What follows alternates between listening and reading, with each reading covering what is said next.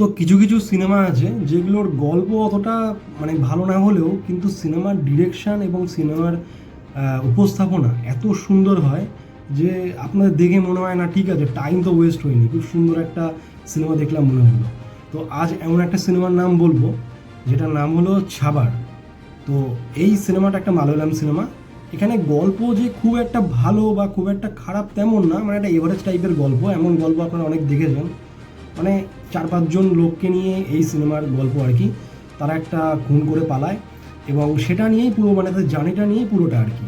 এখন কেন খুন হয় এবং কি হয় তো সেই বৃত্তান্ত তো পরে দেখা যাবেই, কিন্তু এর সাথে খুব সুন্দরভাবে একটা কান্তারার যেরকম একটা বেশ একটা ইন্টেন্স ফিল রয়েছে, একটা বেশ সুন্দর একটা মাইথোলজিক্যাল একটা ব্যাপার আছে।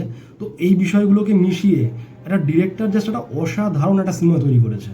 তো এটার গল্পটা অতটা স্ট্রং না হলেও এই সিনেমার ডিরেকশন এবং স্ক্রিন প্লের জন্য অবশ্যই আপনাদের একবার দেখা উচিত।